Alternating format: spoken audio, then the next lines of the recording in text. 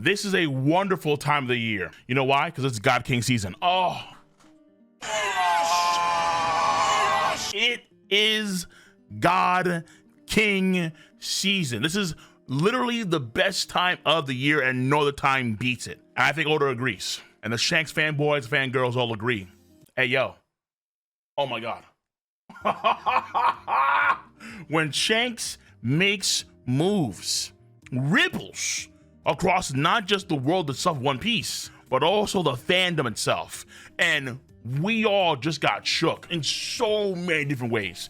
And oh man, I'm gonna break this down when we get to the character section of the video. Shanks is doing things that I'm pretty sure not even the most seasoned readers of One Piece are aware of. But before all of that, if you have not checked out my live stream reaction to the chapter when the sweat glands were on full blast, I was a Blastoise firing off hydro pumps. It was ridiculous. Out of here. If you haven't seen that chapter live reaction, go to my Requiem channel and of course my twitch.tv channel for the entire thing, as well as that post-chapter discussion with the tier 3 cats. Massive amounts of gloating are in order because again, we, the Shanks fandom, the Shanks fan collective, have been saying this for a long time, preaching the good word of the red hair wonder for years. And the doubters, the naysayers, and the like have been dealt a crippling and absolutely devastating Bajrang gun blow. So even though Oda is likely, it is what it is, not gonna show us Shanks do anything of the sort for a long time, but we can splurge just a little bit. This is not, let's say, a cheat day, not even let's say a cheat week. It's a cheat month or a cheat year, depending on how far you want to go. We are on cloud 9 and rising. So you can absolutely expect more videos, a lot of videos from me on this channel about the red hair wonder Shanks, okay? The way I see it is this: I take my L's on the chest. I got a big chest, mainly muscle, I promise you that. But when it comes to the W's, relish.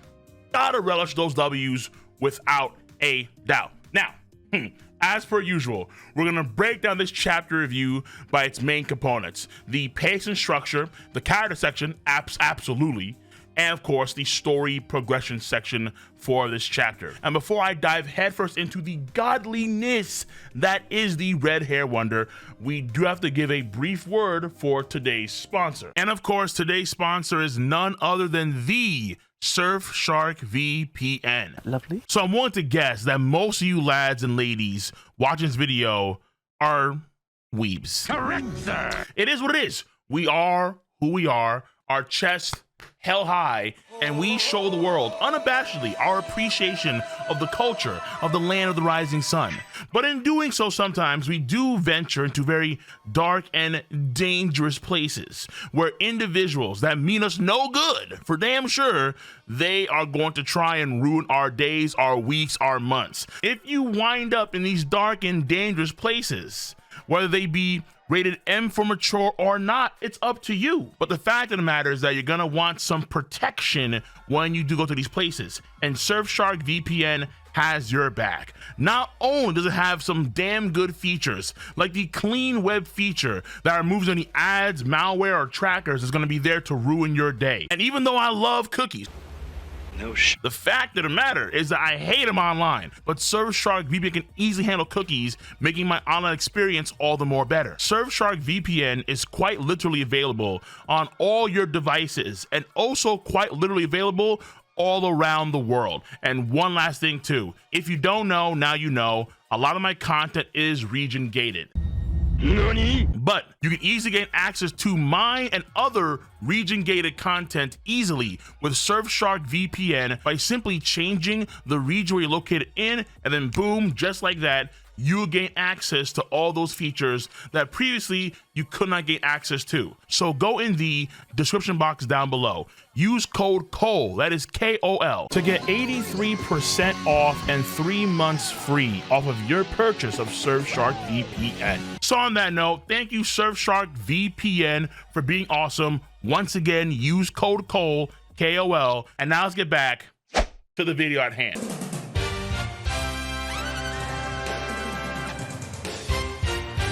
Now, first and foremost, the pace and chapter structure. This chapter has a total of only 3 parts. Number 1, the flashback of York talking to the Seraphim and giving them her orders. Number 2, the real-time events of Egghead Island with the battle raging on, S-Snake heading somewhere, and a particular Zehahaha ship on the outskirts of the waters surrounding Egghead Island. Scratch my chinny chin chin. Then, number 3 is we cut to Warland Elbaf with the Kid Pirates versus the Red Hair Pirates, particularly just Red Hair himself. Good, very good when it comes to the overall pace and flow of this chapter. We're not jumping all over the place from section to section to section. We have a few short minor parts and then one gigantic major part for last. If you see my reviews, you should be aware by now that I am a big proponent of less parts equals more quality for Oda's chapter. Usually that's the case here, and this chapter is, I think, no different. I would say this chapter absolutely, when it comes to pace and structure, pretty damn good.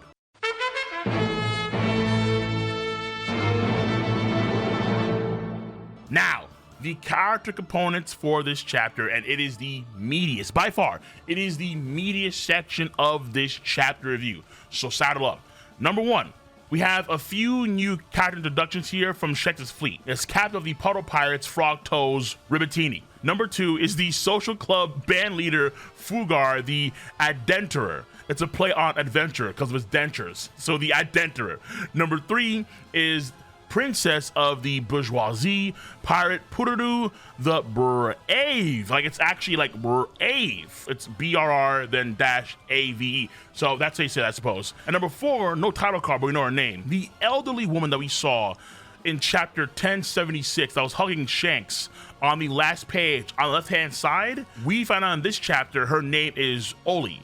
I think it's similar to Oli from Game of Thrones. So that's number 1, Shanks' fleet. Number 2, Lucky Roo for character. Lucky Roo, very confident that he and the boys could deal with Kid and his crew without Shanks making a move.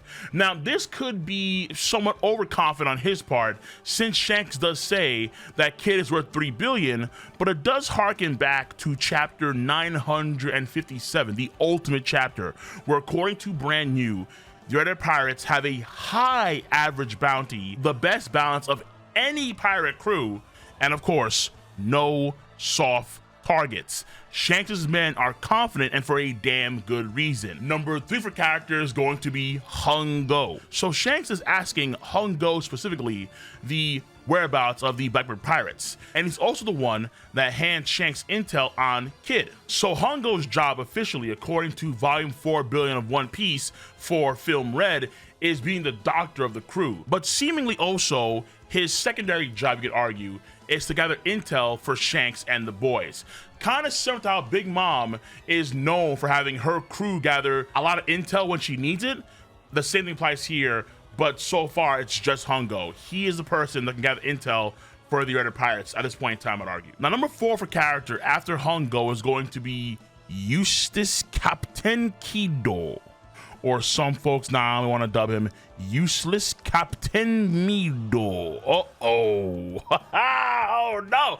But here's the thing. It's not necessarily his fault, because despite the Kid stocks tanking massively, nosediving like a cryptocurrency rug pull, clearly Kid has gotten better since the raid on Onigashima.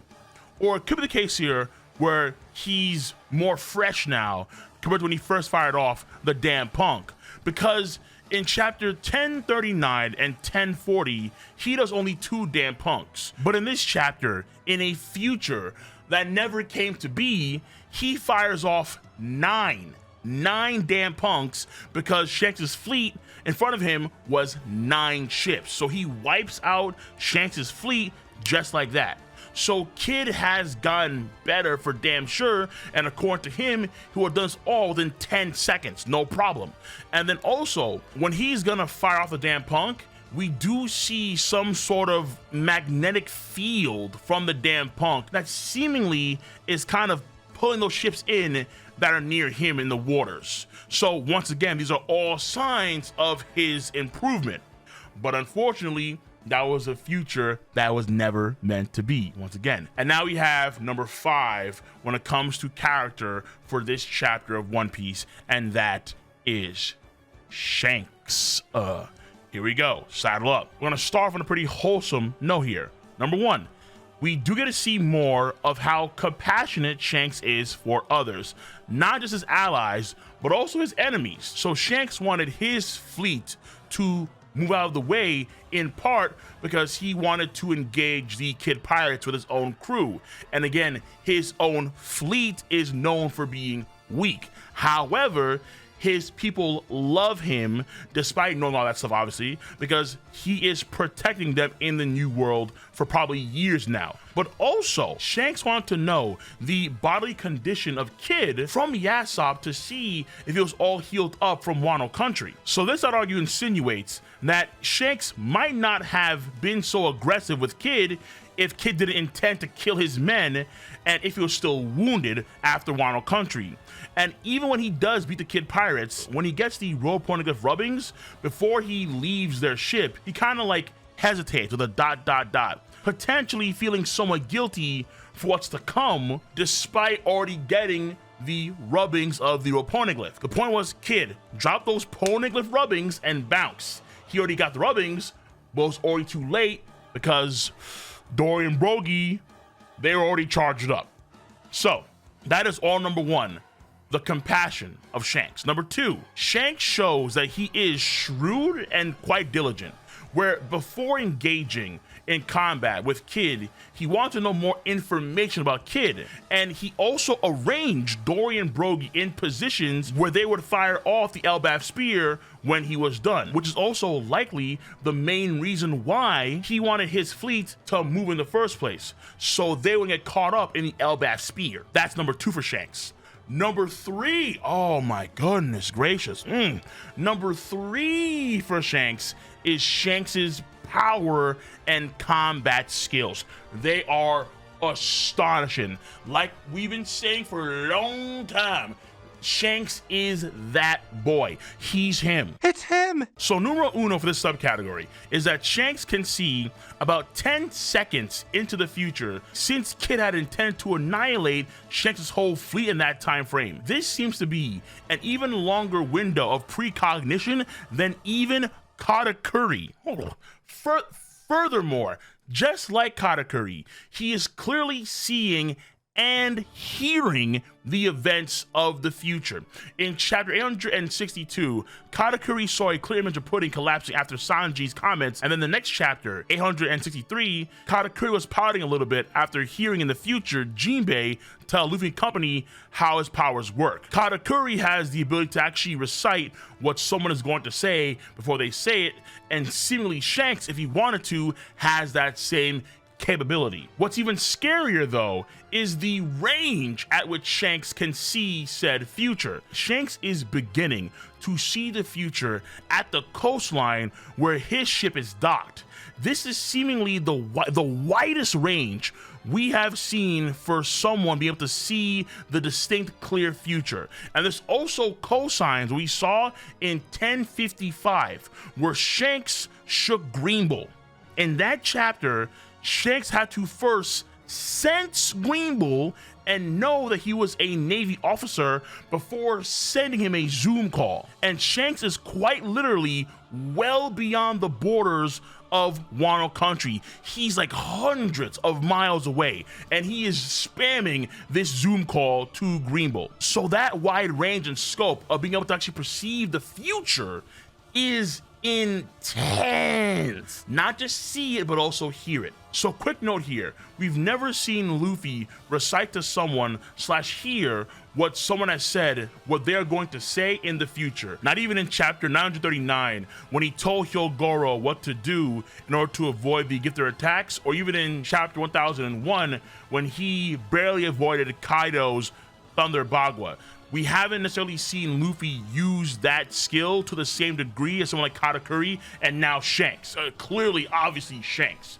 Though, there is chapter 949 when he does kind of see what Babanuki is going to do.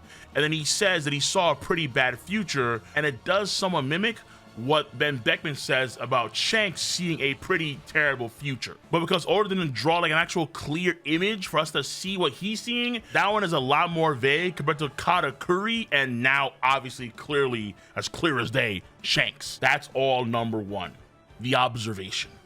Number two, Shanks jump good. Jump good.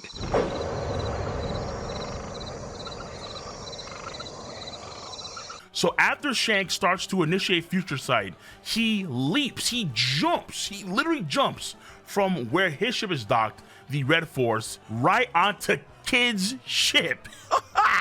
Now, to be fair, it is unclear if, let's say, he jumped on another allied ship before jumping onto Kid's ship, or let's say even if he's skywalking, maybe. But if Shanks is just leaping, bounding across that great distance, like the Hulk in the 2003 film,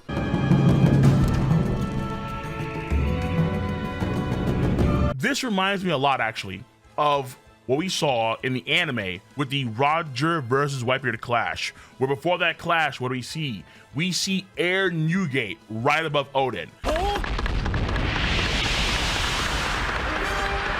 Really showing off the leg strength that Kaido wishes he had. That is number two for Shanks. Number three for Shanks is his power. Shanks' power is off the charts. Shanks imbues his sword with Conqueror's Haki infusion and devastates Eustace Kid with a single divine departure. Confirmed. He has the same moves of Gold D. Roger so far.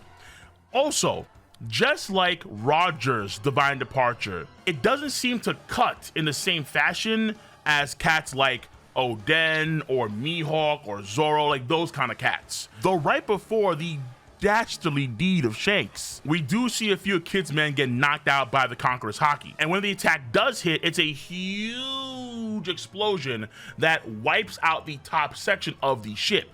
And you can tell how big the ship is when, let's say, you revisit chapter 1053, where we have the number giant Inbi squatting right next to Kid's ship. The number giants are so far on the size of oars. So that's a pretty big individual, and therefore that's a pretty big ship. However, the actual raw power of the attack is far greater, way greater than the area that it's actually destroying, because it one-shot Eustace Kid and Killer. Both of these guys took large, tremendous oodles amounts of damage during the entire Wano Country arc, and they could still keep fighting to the bitter end. Shanks in one move, in one swing, surpassed all of that in spades. It was literally a McDonald's 2-for-1 special. There are some people that want to say that the energy from Kid's damn punk created the explosion that knocked him out. Sounds like massive gigatons of cope to me, honestly, especially when we see Kid's eyes the very instant in that disgusting panel where the divine departure hits Kid. His eyes are instantly glazed over. He's done. He's literally done on contact. But we can entertain this for a second. If we do roll this notion here, that means that Shanks's one attack is literally worth more than 9 damn punks, because 9 damn punks are gonna be fired to destroy Shanks's whole fleet, and only 2 of which are actually needed to send Big Mom down the hole and damage her. But again, all I'm doing here is just simply dotting my I's and crossing my T's here, because obviously everyone has their own narratives, and that one is still disgusting even when you really want to lowball it. But the reality is that Kid's eyes were glazed out the moment this thing hit him, before the explosion even occurred. So that is it. Woo! Woo! That is meaty, that is juicy, that is delicious olive wagyu of the finest quality. You can't get any better. Though I could be lying here because that olive wagyu got some nasty side dishes. And that side dish could potentially be, why didn't Kid sense what was going on with Shanks when he approached? After all, Kid also should have observation haki. Remember, in Volume 4 Billion, it is stated that Shanks has the ability of observation haki killing. He can prevent other people from seeing his own future. Which is also extra crazy because he can see the future for about 10 seconds or so far, at a disgusting range. Oh. So you can't see his future, but he can see your future. So that right now is not confirmed, but that is a possibility. Keep that in mind. Delicious, absolutely delicious, and worthy of the first named attack of the God King. My goodness. And of course, after that, real quick, Dory and Brogy's character, they still got it. They still got it. Elbaf spear, nasty as all hell. So that is it when it comes to the meaty character component section of this video.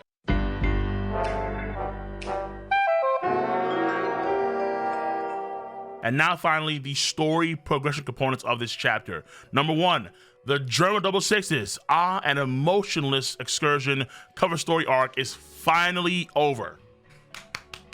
Last chapter, Neomads, and we're moving on. Good stuff. That's number 1. Number 2, we get a better understanding as to how York set up the Straw Hats and allies in this messy situation. We get confirmation that York commanded the Seraphim to kill everyone in the lab except for the Stella main body and herself. She also explains how she planned to trick the others with S-Snake, which is what happened in chapter 1075 when York turned to stone. Finally, there is a place where the Seraphim are not supposed to destroy in the lab. It could be the basement area where the old Diffru lab is, or it could be another place altogether. We're not too sure. After this, while the civilians are escaping, a Blackbeard pirate ship pulls up, lurking, looming. York does mention a plan, and that plan could involve them, or her plan could be what she just told the Seraphim. So we're not too sure, but some folks are theorizing that York could be the 10th Titanic captain of the Blackbeard Pirates. Maybe. But whatever it is, mad lad activity by Oda to have a Blackbeard pirate ship approaching Egghead Island, considering the possibilities of Blackbeard versus Law, the historic events that are going to occur tomorrow in the story that are going to shock the world. But we, as the One Piece fandom, are shook now because it's not Blackbeard activity, it's Shanks activity. First though, Shanks is keeping tabs on Blackbeard and his movements. Shanks did believe that Blackbeard would go to Wano country, which does give us more context as to why Shanks was there in 1054. He was probably going to shut down Blackbeard if Blackbeard tried to take out the young bucks that just beat Big Mom and Kaido while they were recovering, which also would be a play on why Shanks was curious if Kid had recovered from that incident. So when it comes to Blackbeard, I'd argue those details will be exposed relatively soon. The key thing here though is of course Shanks himself. We find out that his fleet is basically ass. These guys are not good at all, and they are extremely top heavy, meaning that it's Shanks and his lads that carry the entire fleet. They're bums. However, doesn't really matter, because before Kid could fire off any large killing attacks, Shanks folds him and most of his crew in a single move. Dory and Brogy, they bring in the big gulps for this fast food meal, and they eviscerate Kid's ship and the remaining forces. And the ship, keel and all, is done in a single Elbaf spear. And then on top of all of that, the icing on top, that seals the deal in a very pretty package. The narrator. The narrator pulls up to solidify the deal. The Kid Pirates, one of the major players in the Yonko saga, are destroyed. Destroyed.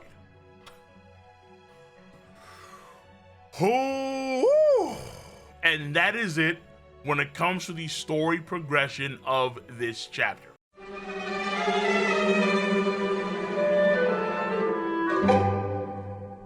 So, final thoughts. Do I really need to go? No. You guys have seen my reaction. You guys have seen my first take. You know the drill, you know the sauce. This chapter is a 10 out of 10. It is perfect. It was perfect. The beginning, interesting. Blackbeard, pirates on the move, Agate Island. The actual details of York's plan. Okay, story's moving in real time near the main characters. Shanks, the role model, the man closest to the Pirate King in the world right now. The God King. Shanks eviscerate Kid's crew. And Kid's crew, honestly, if they were dead, I don't think people would be surprised with that. They got wastelanded beyond belief. Oh yeah, oh yeah. So, this chapter is officially a 10 out of 10. But in my book, it's an 11 out of 10. It is baby oil status. And that is the highest possible rating I give. Beyond perfect. 11 out of 10. Oda could literally not do any better. This was outstanding. And what a phenomenal, absolutely nerve-wracking, jaw-dropping, studly as all hell start to the final saga of One Piece, yo. What? Oda is cooking up a Valhalla feast, and you love to see it. You absolutely do. This chapter, once again, 11 out of 10.